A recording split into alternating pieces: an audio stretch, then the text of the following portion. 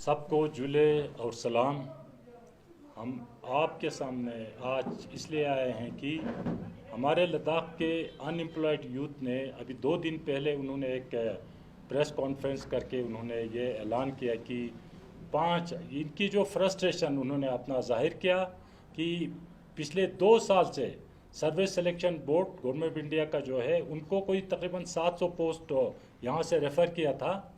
बाद में उन्होंने उसका एग्ज़ाम कंडक्ट की, अभी 2 साल हो गया, इसका रिज़ल्ट नहीं आया। फिर बच्चों में कोई बड़े रिजेंटमेंट थे, उन्होंने कोर्ट में केस किया, कोर्ट में वो जीत गए। बाद में यहाँ यूथ जो अनएम्प्लॉयड यूथ लेफ्टिनेंट गवर्नर साहब, एडवाइज़र टू द एलजी साहब, बाकी कमिश्नर सेक्रेटरी सबसे मिले, सीईसी वगैरह से कि भाई हमारा ये जो एग्ज़ाम हुआ उसका रिज़ल्ट निकाल दो, उसका लिस्ट निकालो, मेरिट लिस्ट, सेलेक्ट लिस्ट निकालो।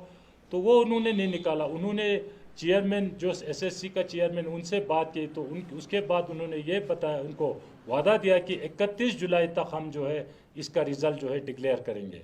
तो कल 31 तक हमारे लड़के जो है अनएम्प्लॉयड यूथ इंतज़ार करते रहे, उनका वो फुलफ़िल नहीं किया। तो अभी उन्होंने एक ऐलान किया कि 5 अगस्त जो हमारा जो यूटी बनने का जो डे था इस्टेब्लिश होने का, उस दिन वो लोग ब्लैक डे मनाएंगे।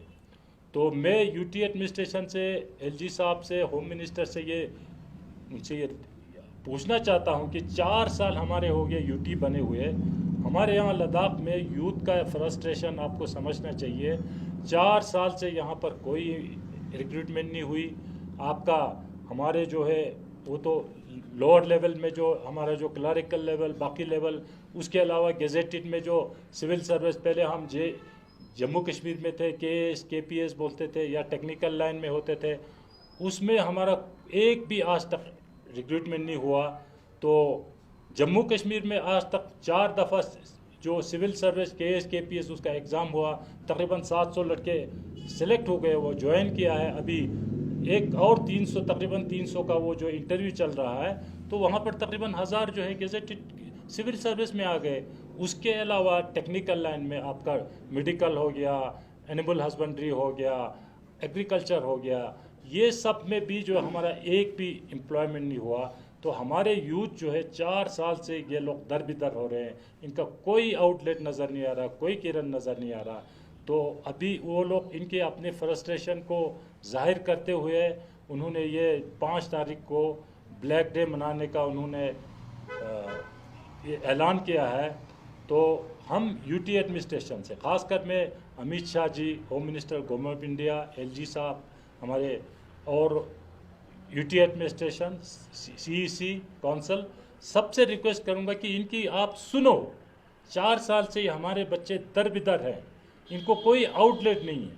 इतने लड़के इन्होंने मेहनत करके पढ़ाई की, उन्होंने डिग्रियां ली, उनको कोई आउटलेट नहीं है। तो मेहरबानी करके इनका आउटलेट दीजिए, इनको एवेन्यूज दे दीजिए। तो उन्होंने जो हमें ये जो उन्होंने जो ब्लैक डे मनाने का जो उन्होंने ऐलान किया, हमें पूरा इसमें उनका जो जस्टिफाई लगता उनका। 4 साल से एक भी एम्प्लॉयमेंट हुई। अभी हम अप्रैल के महीने में हम एलजी साहब से मिले थे ना, हमारे नए एलजी। हमने कहा उनको यहाँ जो जिस तरह से यहाँ जम्मू लद्दाख यूनिवर्सिटी में जो जितने भी पोस्ट है वो सारा जो है ओपन था, रेजिडेंट लद्दाख के लिए नहीं था। जम्मू कश्मीर में जितने भी वहाँ जम्मू कश्मीर के यूनिवर्सिटी से वहाँ पर जितने भी पोस्ट है जम्मू और कश्मीर यूनिवर्सिटी के, वो सारा पोस्ट जो है डोमिसाइल ऑफ जेएनके के लिए अवेलेबल था। हमारे लद्दाख के बच्चों को वो भी नहीं।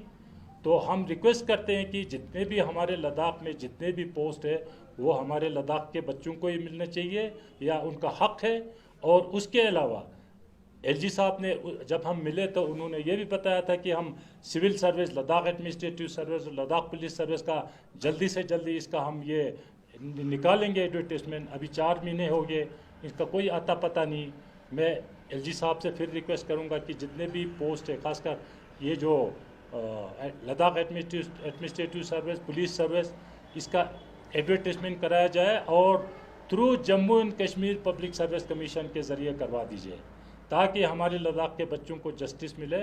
उन्होंने जो इतने मेहनत की, हम लद्दाख के अनएम्प्लॉयड यूथ के साथ उनका जो डिमांड है, उनका जस्टिफाइड वाला डिमांड है, जेन्युइन डिमांड है, हम उनके डिमांड के साथ है, हम उनके साथ हैं। वो लद्दाख 5 तारीख को लद्दाख ब्लैक डे मना रहे हैं, तो हम उनके साथ हैं।